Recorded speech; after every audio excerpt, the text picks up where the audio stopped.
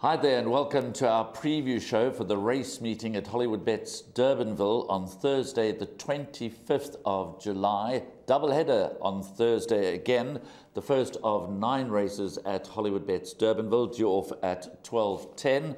It's a maiden juvenile plate over 1,000 metres, and one of the better bets on the card comes in this, the very first race. Number 4, Walk With Me. Deserves to be an odds-on favourite, has only had the 3 starts. Appeared as a gelding for the first time when running a short-head second to one liner, and he looks very, very difficult to oppose here. Richard Fourie riding for the Glen Cotton stable, and they race from the good barrier position of 4. Couple of unknowns in the race. Number 12, Gimme a Thrill, is a first-timer from the Brett Crawford stable with stable jockey Louis Mkotwa aboard. Does have the worst of the draw to contend with, but is reported to be working well at home.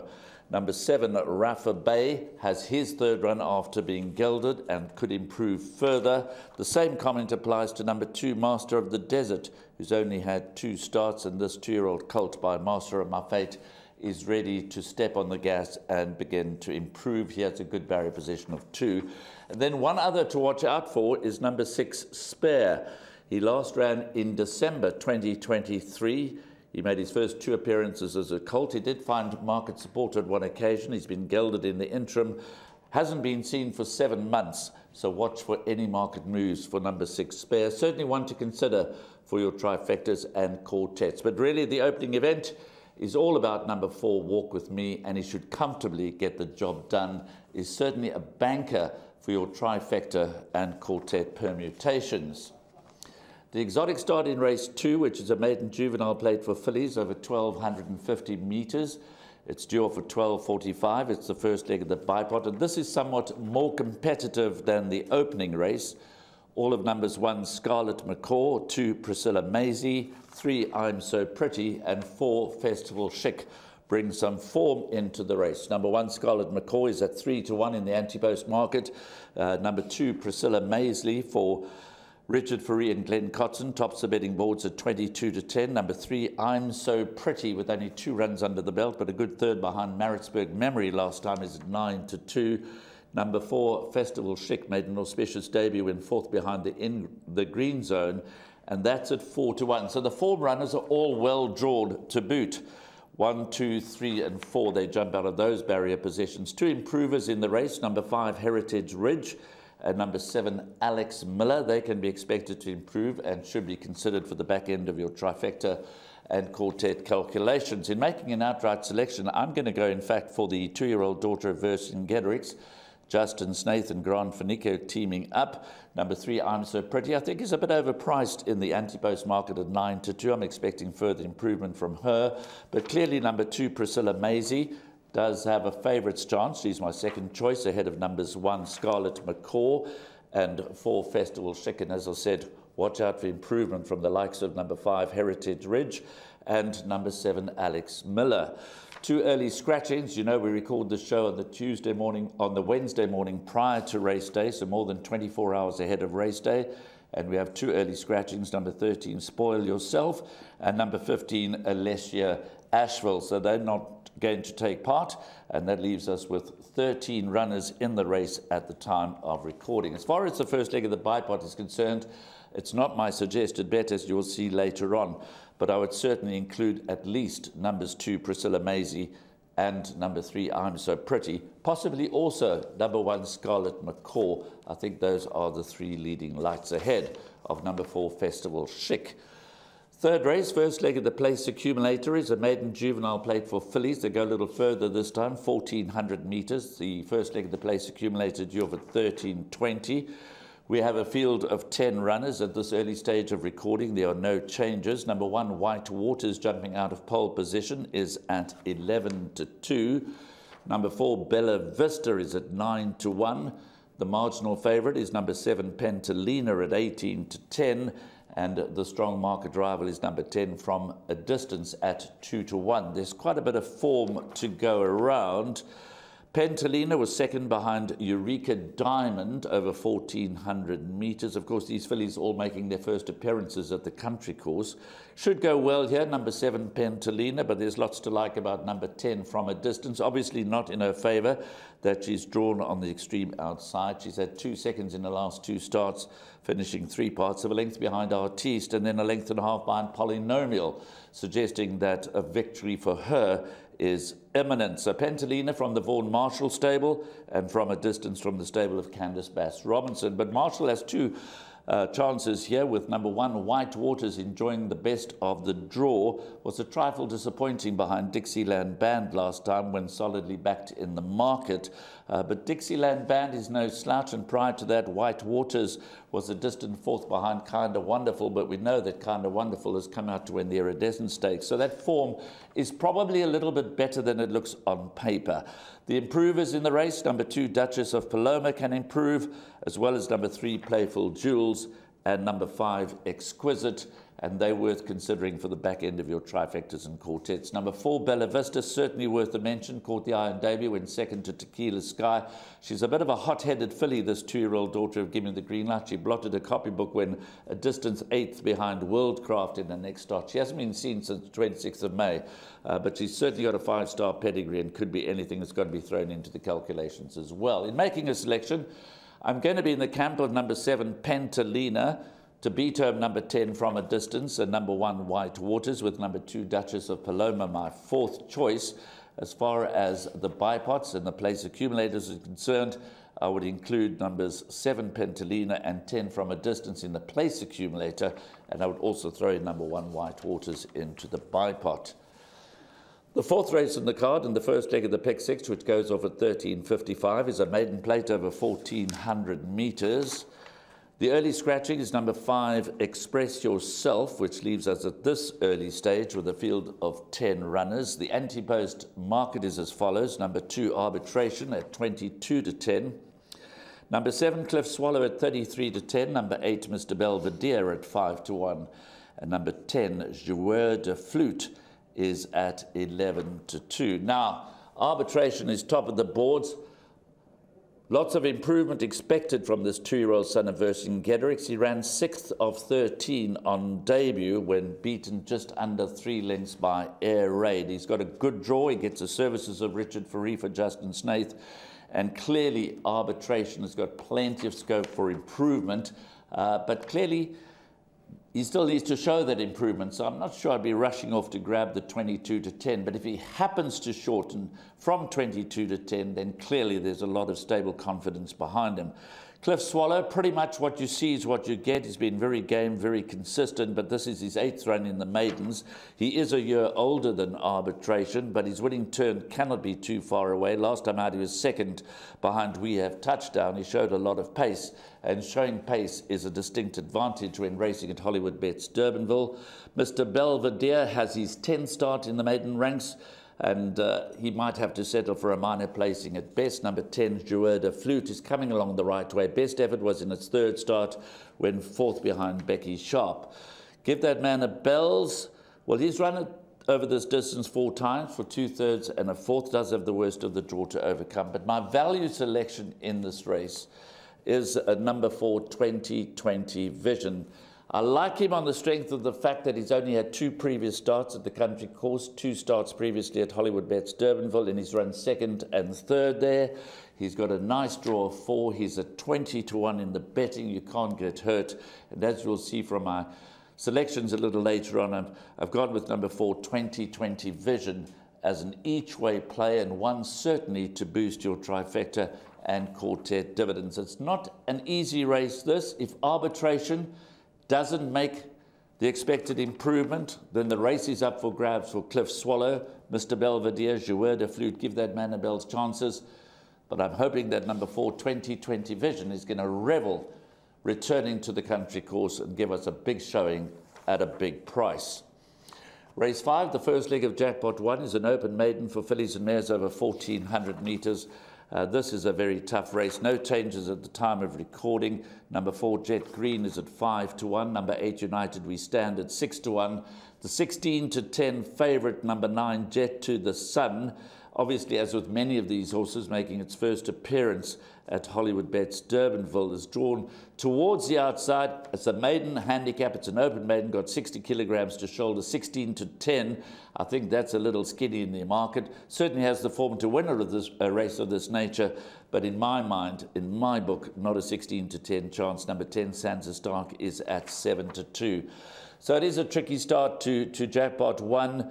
Jet Green has a more favourable draw than many of her rivals here. She's only got 53 kilograms to shoulder, receives 7 kilograms from number 9, Jet to the Sun.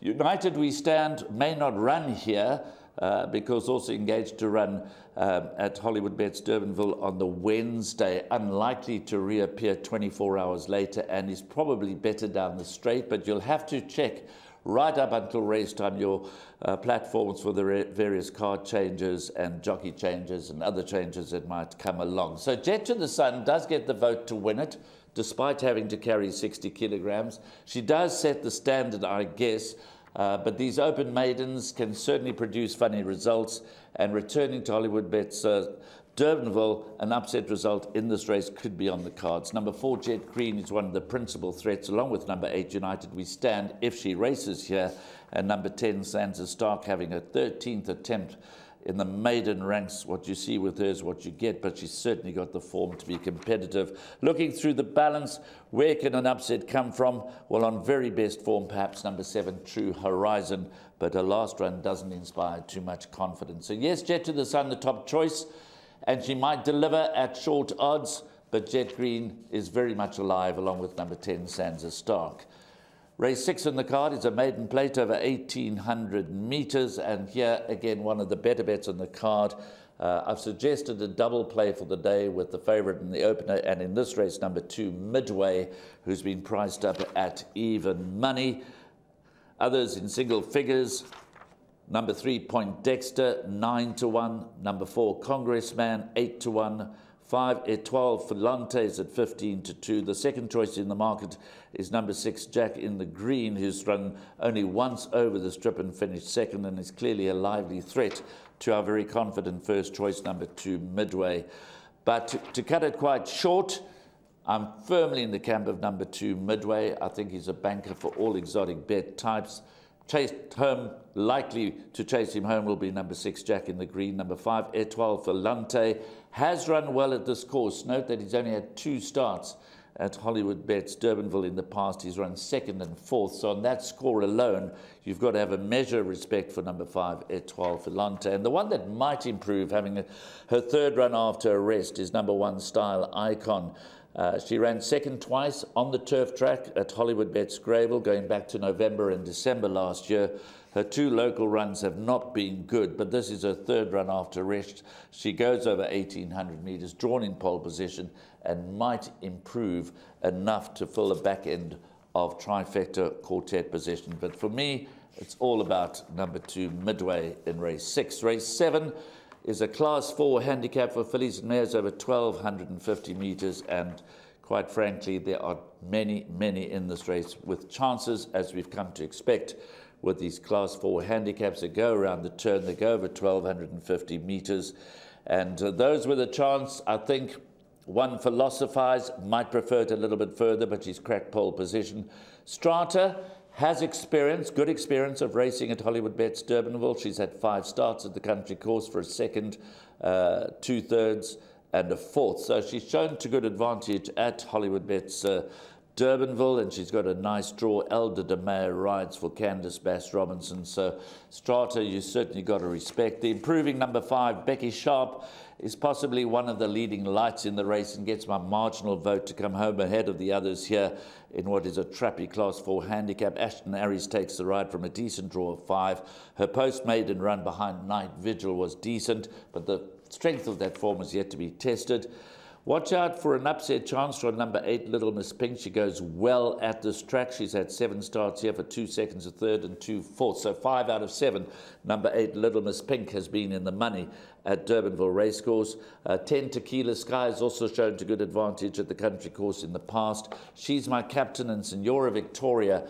They both have the form to win a race of this nature, but very awkwardly drawn out in gate numbers 12 and 13. She's My Captain has also been placed 4 times from 7 starts at Durbanville Racecourse. She was marginally behind Becky Sharp when they raced against Night Vigil, and with the worst of the draw, just about the worst of the draw, and with Becky Sharp drawn in gate 5, I would expect Becky Sharp to confirm the form with number 12, She's My Captain. But this is a tough race, and the selection is not made with a great deal of confidence going with number 5, Becky Sharp, but you certainly got to go wider than that in the bipot, place accumulator, jackpots, and pick sixes. The penultimate race is race 8 on the card. It's a very weak race. It's a class 5 over 1,000 meters. The early scratching is number 1, King Mo. And here again, there's not much to write home about. Number 2, Explicit Content, races without the blinkers and without the tongue tie. So there's an equipment change for Explicit Content. And C. Veloci, number 6, also no blinkers and no tongue tie. And those are the changes. The market suggests as follows. Number 2, Explicit Content at 5 to 1, for Lord Nelson at 9 to 1. The favourite is number 5, Tambourine Man, 18 to 10. 1 Open Maiden at his 13th attempt. I'll come back to him in a moment. I think 18 to 10 is a little sharp in the market for my money, although he doesn't meet very much here. Number 6, C. Veloci is at 7 to 1. 7 Lover's Lane at 6 to 1. And the horse that has done well in the past at this track is number 8, Wordsworth. He is a course winner. His course and distance form at Hollywoodbets Durbanville reads 7 starts for a win and 2 seconds. So not all that exciting, but the fact of the matter is that Wordsworth, whose last 2 runs have been well below par, has the track experience. Now, Tambourine Man is top of the boards and possibly in this modest lineup. The average rating here, can you believe it, is 58. He's rated 65, so he's got 60 to shoulder. If this was 1,200 meters, I would be leaning towards bankering him. I'm just a little concerned by the fact that he steps back to 5 furlongs. He's never raced over 1,000 meters before. He's done all of his racing over 1,200 meters. One time he was tried over 1,400 meters. But if the pace is on and he gets a bit of luck in running, and given how shallow this field is, well, then number 5, Tambourine Man, trained by Adam Marcus, to be ridden by Gareth Wright, who regularly rides number 5, Tambourine Man, could get away with the fact that he's racing over the minimum trip for the first time in his career. Explicit Content is starting to come to hand for the Wrench stable. Wasn't a bad 4th behind Shifting Path last time out. And as I say, Wordsworth, well, if you forgive him his last 2 starts, and it's hard to forgive him his last 2 starts, but certainly in his previous form when he beat Shifting Path by 2 1/4 lengths and ran 3 consecutive thirds behind Lunch Money, Hear My Voice and Strata. If the Greg Enion 6-year-old son of Elusive Fort can find that sort of form, and in this kind of field he could suddenly bounce back. Lover's Lane also a bit of a chance. So I'm not being much help here. Tambourine Man, the market leader, probably the one to beat, but is he vulnerable? Yes, I think so. Trappy race, race 8. The 9th and final race is a class 5 for fillies and mares over 1,400 meters. It goes off at 16.55. Again, it's very open. Number 3, I'm the Buzz, is at 4 to 1. Number 4, Miss New York, is at 9 to 1. Number 6, Try Me, 17 to 2. Number 7, Eternal Optimist, is at 5 to 1. Then we get the Greg Enion regulars. Number 8, Fly to Rio at 15 to 2. 9, Veronique, is at 11 to 2. 10, Hang Out the Stars, is at 9 to 1. Well, as with the previous race, I can't be of too much help here. There are many, many with chances, but I found one horse that I'm going to go for at a big price, despite the poor draw. I'm going to go for number 12, Catalea, who is stable companion to numbers 8, Fly to Rio, and 9, Veronique. Cornet Orpha rides, and he's had a really good time of it with Greg Enion. And again, I'm just simply going on past form at this track. She's had 4 runs over course and distance. That's 1,400 meters at Hollywoodbets Durbanville for a win and 2 seconds. So she loves it around the country course. Her recent form is not all that bad. She's a big price. You can't get hurt. I venture number 12, Catalea, as an each-way option in the 9th and final race where any kind of a result can be expected. I think I'm the Buzz probably deserves to be the market leader, albeit a weak one at 4 to 1. She's nicely drawn, and her recent form is consistent. Miss New York can surprise. Fly to Rio and Veronique can never be ignored. Eternal Optimist has been placed at this track, and it's a significant jockey booking. Elder DeMeo for Eric Sands. Try Me, better last 2 starts. Hang Out the Stars You wouldn't probably give her a second glance, but the fact that Richard Fourie is riding for the Mike Stewart stable and they enjoy a very healthy strike rate together. So Catalea for me in the last race is a nice each-way play if you get there and you're running in exotics or just want to, I think, a roving banker perhaps to try and find that big quartet and trifecta dividend. And as I say, at a big price, you can't really get hurt. It's a tough day's racing at Hollywoodbets Durbanville. Of course, it's back-to-back race meetings, racing at Hollywoodbets Durbanville on the Wednesday afternoon. We're recording the show on the Wednesday morning, so I have no idea how the racing panned out at Hollywoodbets Durbanville on the Wednesday at the time of recording this show.